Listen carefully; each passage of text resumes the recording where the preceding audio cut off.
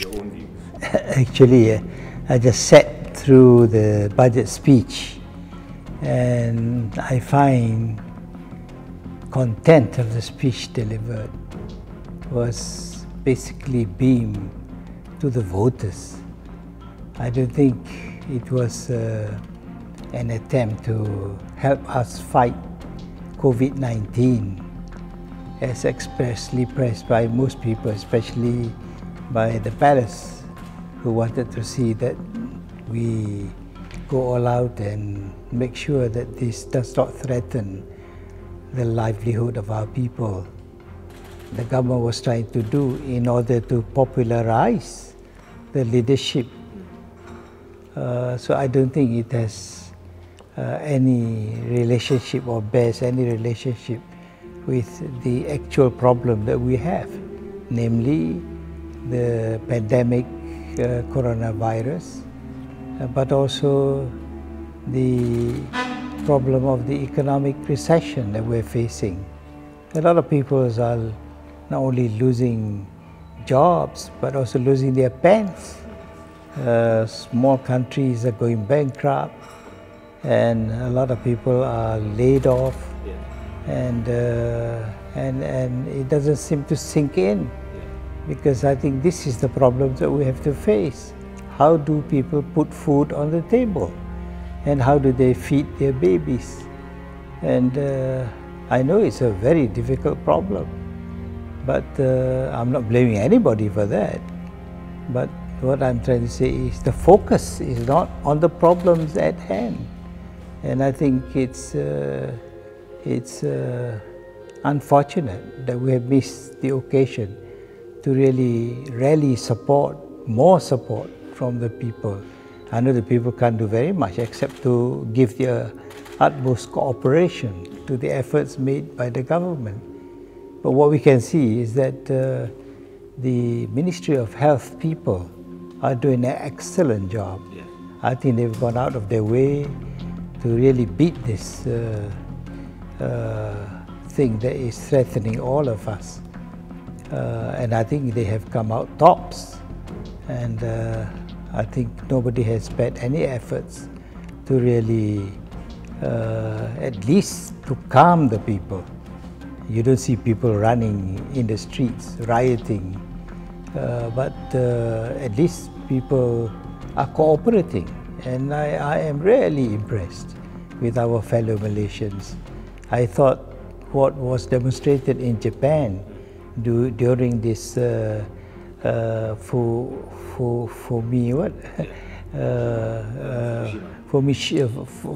Fukushima, when it was hit by the tsunami, and the reactor was hit and there was leakage. People rallied around, made sacrifices in order to help the people who became victims of this unfortunate incident. But we saw here people responding as though they've been trained to do it, you know, and we thought our people would respond in the manner we saw, which I think is commendable. I think I take off my hat to our own people. They're more literate, they're more civilized, they're more responsive to the needs of society, which I think is really exemplary. I won't say populist. I think because I think they're not sure of their future. I think they are very nervous. They're very nervous, so they want to make sure that they are assured of a place where they are. And I don't think at a time when the people are not sure of their tomorrows, the government is concerned about them wanting to be sure of their place. That's my point. I didn't move any motion of no confidence. Actually, Langkawi has moved a motion of confidence, and I thought it's a very rare thing that was done by Langkawi, and because that motion is a private motion, and it is accepted to be placed on the order paper. I think this is the first time we see it. The first time I did was when I moved the motion to bring back Umno alive when the old Umno was declared unlawful, and that session that went on until midnight for a debate, and I had my private motion accepted to be on the order paper. This is the other one, which is given the recognition by the speaker, previous speaker, and I thought I better support this because it's in line with the Constitution. I'm not arguing against the speaker, nor am I be nasty with anybody, but it's just that I think we should now recognize the fact that we have to uphold the Constitution. And if you want to give meaning to what is parliamentary democracy, then I think we must recognize the fact that the leader of the House or the Prime Minister, who eventually is going to be appointed or confirmed as the leader of the House, must be one who commands the confidence of the majority, as is the cue for His Majesty the King to appoint.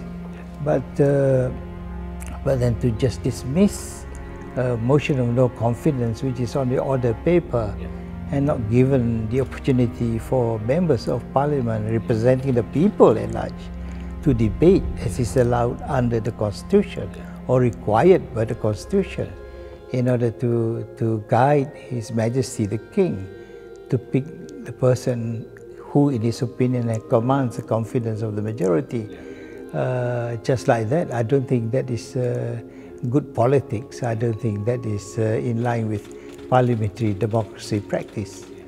Of course, because the fact that we have a democracy, it does illustrate the point that it gives freedom to people's representatives to bring the voice of the people to the center, so that people would give recognition to the problems that are faced by the people. And these people's representatives are supposed to articulate all these problems. I don't know. You must ask the person concerned. But I think I'm not questioning what His Majesty has done, because he is doing this in the exercises of his prerogative, duty and power. And he has that discretion, which is not to be questioned by anybody. And I think we all should respect that. But the point is, we want to know whether the person appointed by the King in complete confidence has the trust of the House and the people. And that can only be shown if he could demonstrate in the House of Representatives, that he has got the confidence of the majority of the members present and voting. But whether he was telling His Majesty the truth, that he's got this majority behind him. I don't think you want to dance around the numbers. If you have the numbers, show it, and shame the devil, and have it tested. It's a democracy. Nobody should be lying to anybody. Worst of all, to the King, who believe in you. Do you need a declaration of the emergency to tackle this problem? I thought we have enough laws to handle this.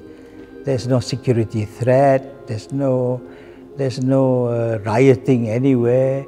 There's no famine. I don't think there is any reason for wanting to have a declaration of emergency. The government is not legitimately constituted because the Prime Minister made Prime Minister legitimately, because he hasn't demonstrated as such. And I'm pushing for it. I'm hoping that he will go before the House and seek them to endorse him and confirm that he's got the command of the majority of the members of the House. But until he does that, why should I participate in the debate presented by the government that is not legitimate?